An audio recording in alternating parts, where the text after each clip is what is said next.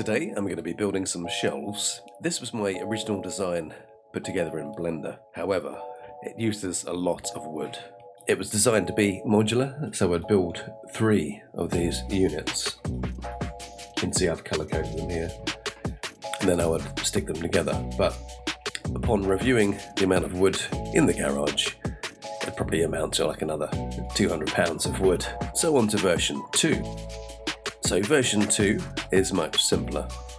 8 of the 3 metre stud and then 6 uprights for the 2.4 metres. To check this would fit, I did a quick photo scan of the garage. So you can see on the photo scan the amount of stuff that's currently sat on the floor.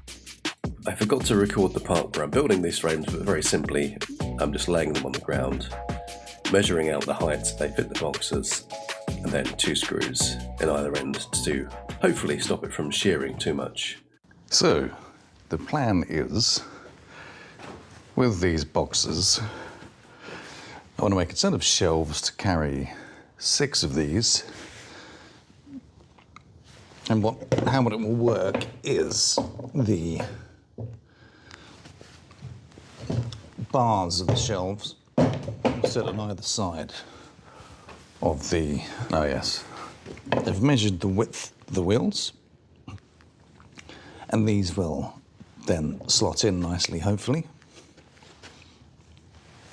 And I'll be able to fit 3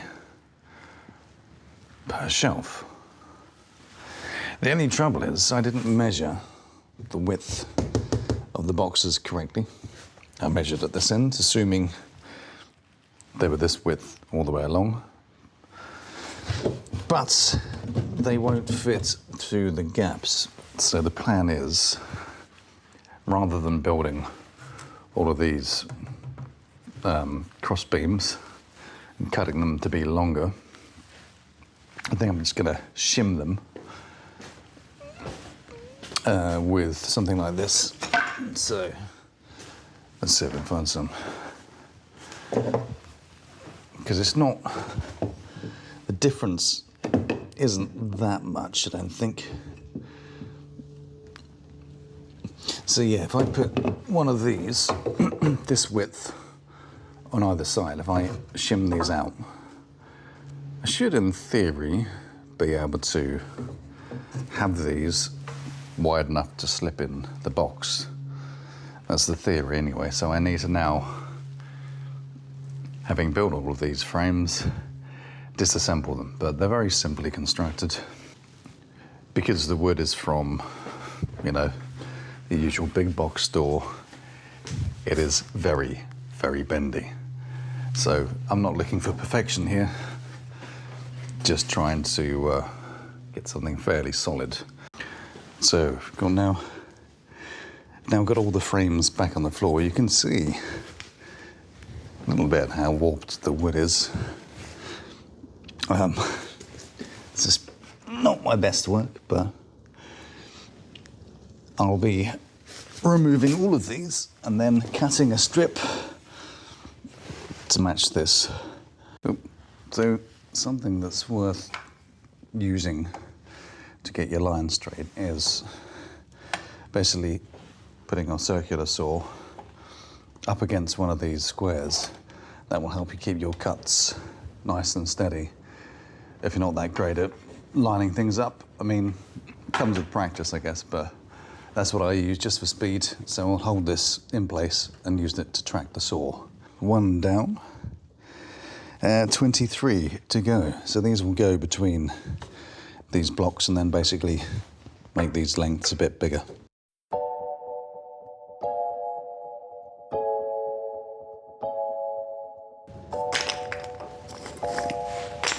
Well, that's 24 of these. So now to draw them all into place. So problem number 1, these screws are very short. If I add this onto the length, that's not long enough to go through this and the beam, so I need to find something much, much longer. The good news is just a single shim makes it fit on both sides. So this now goes through nicely. So this definitely isn't my best work, but the good news is this holds fairly tight, and these longer screws will go through all the way into here, and because they're these gnarly self-tapping ones, so far so good. They've not split the wood going in. They're not going in too far, but I've left them quite central. They're going into the end grain, so they should be, hopefully, fairly structurally sound. So all of the screws have been removed from this second one. So I've removed all the screws from this second one, and they're all way too short. So I'll be replacing those with the big beefy ones. So you can see the difference there. Whoops. So that should happily go through that extra bit of wood to make everything nice and solid. So for each of these shim pieces, I'm going to drill through and mark and drill them through. So the screw should only be biting on the actual stud wood. I just don't want this to split in the middle, because that would be bad.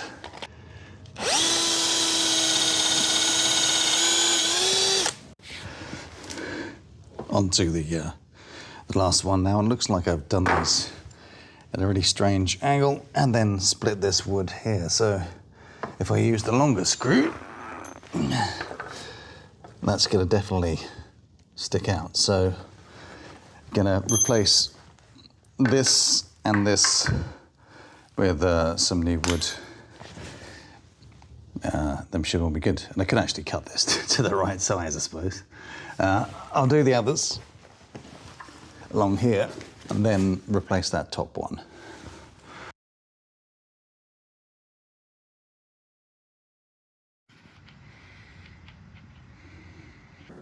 So we'll now put everything up, just to show you how I held these in place, because if you're doing this solo, you don't have anyone else to help you hold stuff in place.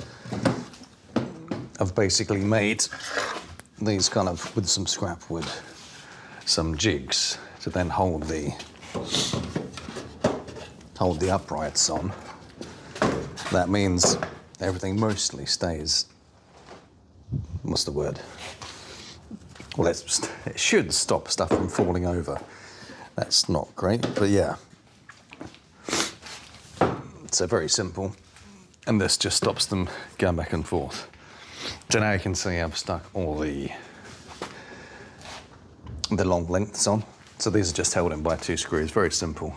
And these now fit. These rails now fit boxes, and they can slide through the middle, like so. So I should have 6 of these on the bottom, and then I'm just going to put regular shelves on top here. If I just show you, I've also just added, to keep things plumb, these are diagonal cross braces, so anytime you're building a box, it will have a tendency to shear.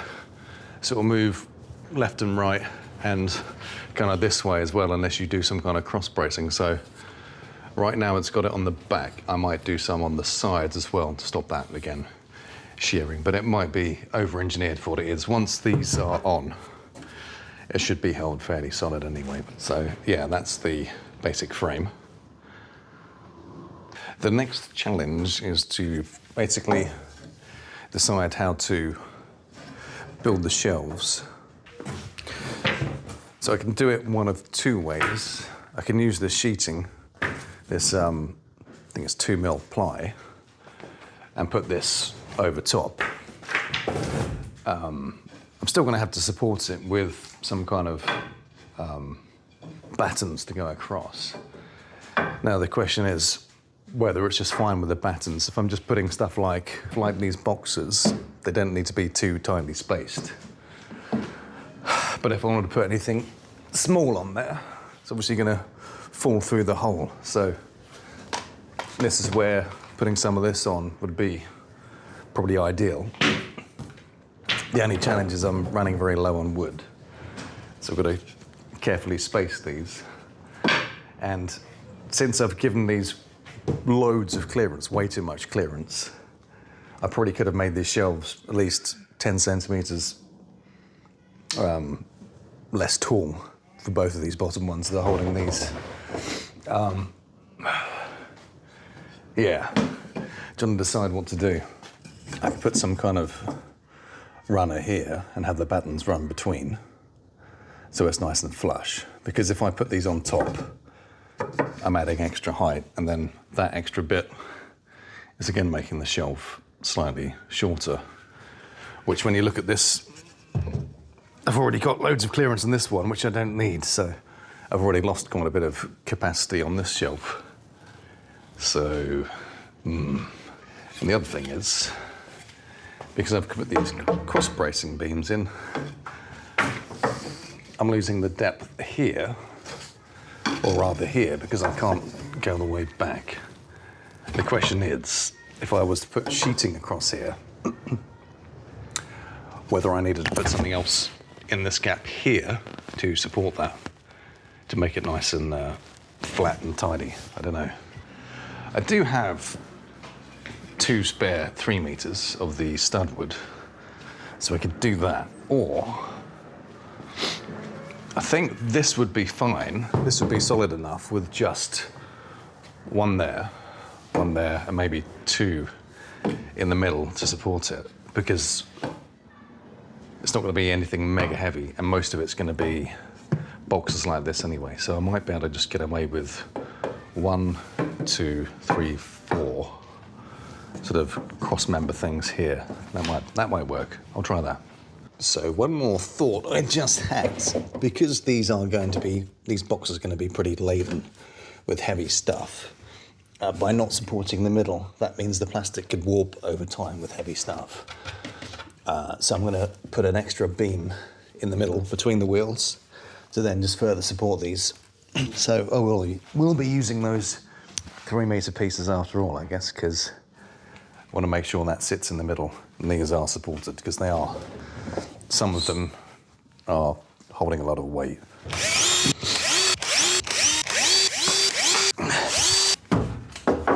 Forgot to actually drill this one.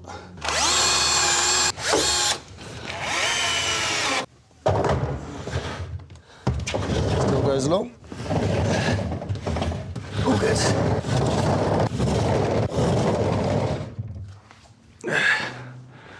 Okay, and then the same again, this one.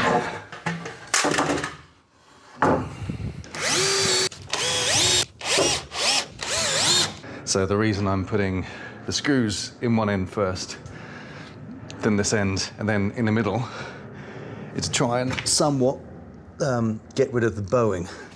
Because most of the wood you'll buy from, so the big box stores will be bowed, twisted, warped. So you have to do what you can to pull it into shape and make it square. So something to think about when you're assembling stuff. Just try and work with the bendiness. One of these. So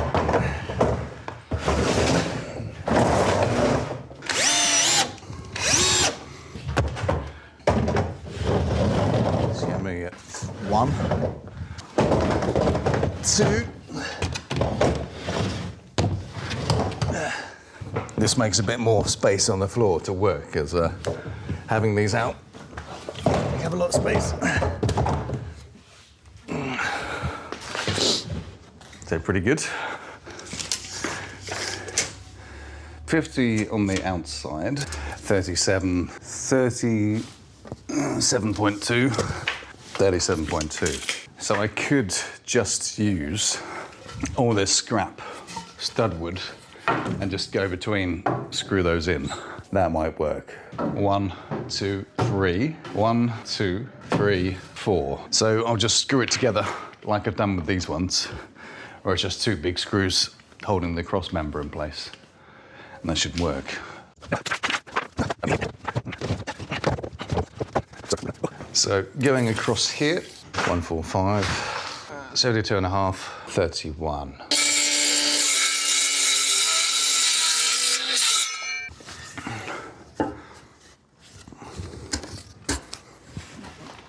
So I'm just going to do this, drill into these ends here, and then use the long screws to go into this. I think I should just need one.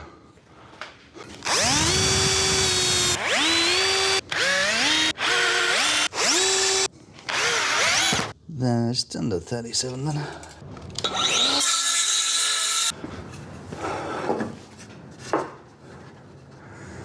Yep, that'll do. So, just put the ply on top. But the trouble is, it's not quite long enough to then go all the way to here. So I'll need to cut this in half. And then perhaps this half, if I rotate it 90, should be enough to then cover this to the center. So let's try that. So to go ahead and measure up from underneath. Oops. Well, this is the jankiest setup ever, but hopefully it works. Let's clear it on the saw, and it's going to go through the floor.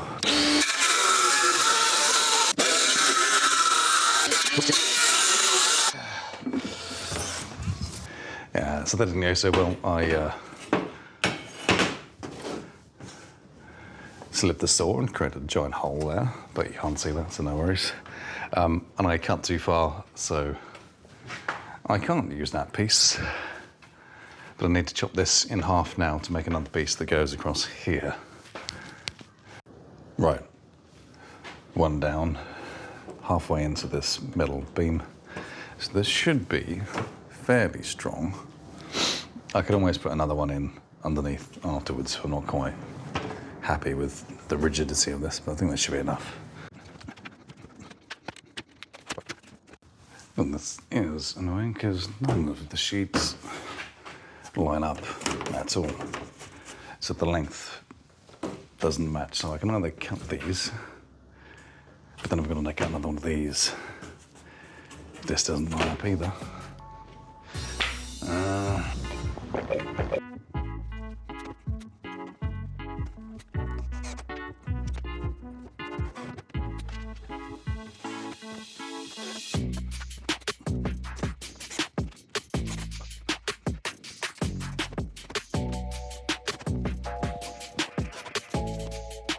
Don't know if the screaming picks up on the mic, but I think because this is the first dry day of 2026, all the kids are out, so if you hear screaming like someone's being murdered in the background, it's because there's kids all around here playing. So I've put the plywood and cut it all to size. I'm just now going to carry on screwing in up top here. This is hell to cut if you don't have a track saw and something proper to put it down on to then make it nice and flat, because it vibrates, it splits. I've cut myself a few times. So if you are doing this, probably, I would say, measure up first what your thing is and then get it cut in store or something. If you don't have a good track saw, because it's hard to get like a nice straight square edge. So luckily, you can't really see it because it's, I mean, this doesn't need to be that fancy. But if you were doing something slightly fancier, just get it cut in store and measure it to fit the spans. So you're not doing what I do and just kind of fudge it and have random noggins at different points along your shelves. Not that I'm a perfectionist, but you can see down here, I've had to put sort of supporting bars in where the joints are, basically, where I ran out of plywood, just to keep it strong and to have something to fasten it to. Because otherwise these would be flapping around, so you need to have something underneath to fasten it into. And there you go. So I'm just going to go ahead and finish at the top bit, and then that should be mostly done, I think, at least for now.